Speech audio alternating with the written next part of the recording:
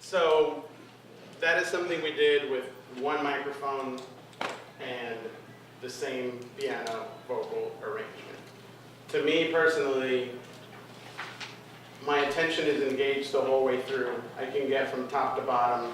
I feel that there was a journey that growed and came down and came up, and at the end of the day, I feel that it's memorable. It never kind of like deceived me or confused me in any way, so that is the purpose of, again, what I do. Just keep the listener engaged at all times while staying true to the nature and personality of the artist. So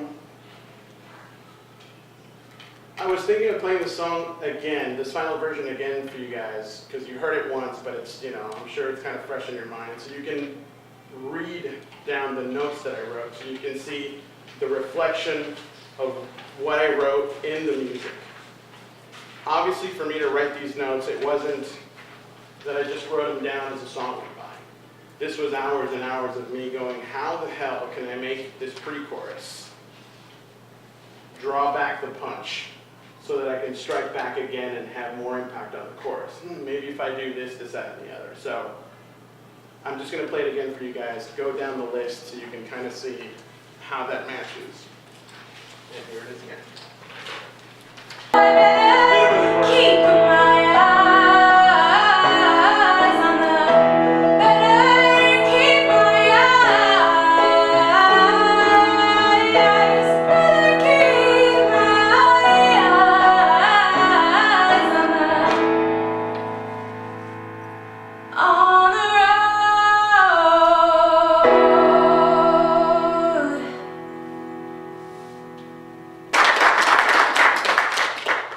So that's the whole process that I go through. That's pretty much it. So what I'd like to do now is take a couple questions, then we're going to take a small break, get a glass of water, go to the bathroom, take 5-7 minutes, come back, and then we're going to do Michael Anuksi's song, which presents a whole different other set of problems and stuff. And then at the end of that, I'm going to tell you guys issues, dude. Straight up issues. I'm kidding. Because this is a pretty radical change. And, Yeah. and so I hear different views about how the degree of difference the bridge can have from the rest of the song. Can I elaborate on the difference between the demo and the new bridge? No, just generally speaking, how much the bridge should differ from the rest of the song. To piggyback on the answer that I gave you on dynamics, there is no rule for it. Because you might have a need for no bridge in the song. This song, if this song would have, let's say that you're encountering a song that doesn't have kind of a rhythmic motif that you're trying hard to alleviate from time to time. And it's this thing that kind of goes up and down, and it's always going up and down, and it's very linear. Maybe inserting a bridge in there is totally the wrong thing to do because you're confusing the people even further. So I'm sorry that it's a non-answer, but there is no formula to this stuff. To me, again, the only formula is keep the listener engaged, always, however you do it. So do all songs need to have intro, verse, pre-chorus, chorus, re-intro? No, they do not. The song could start with a chorus. The song could have no bridge. It's just, for me, songs have to work on an emotional gut level. They have to keep you wanting to hear more all the time. Granted, there are things there are genres that have their own vocabularies.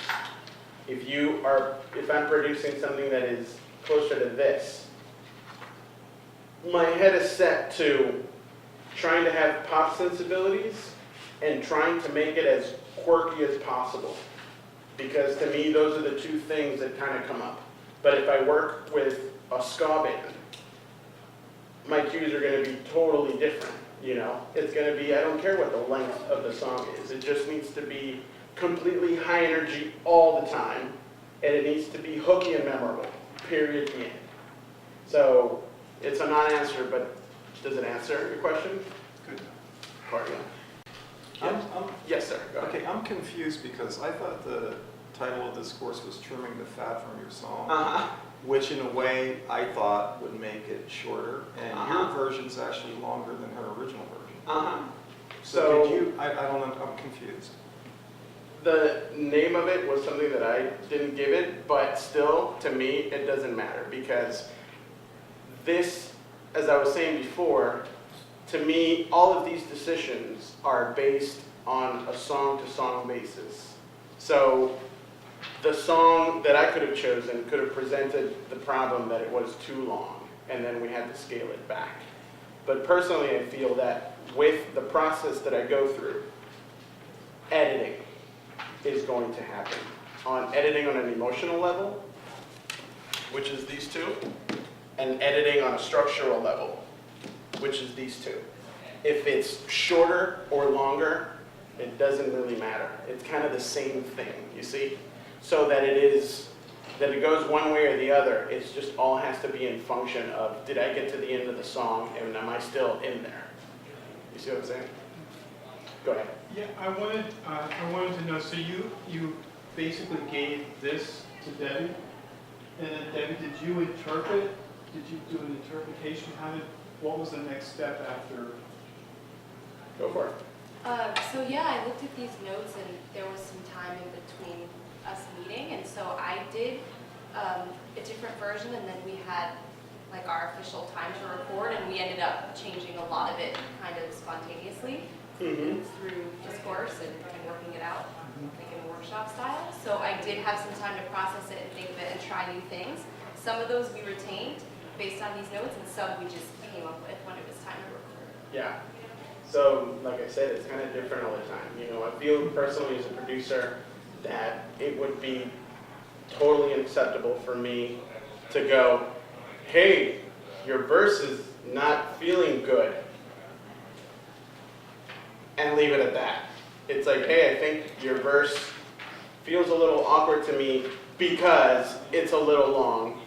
I suggest going this way about it. In parentheses, I totally get that it's your song and not mine.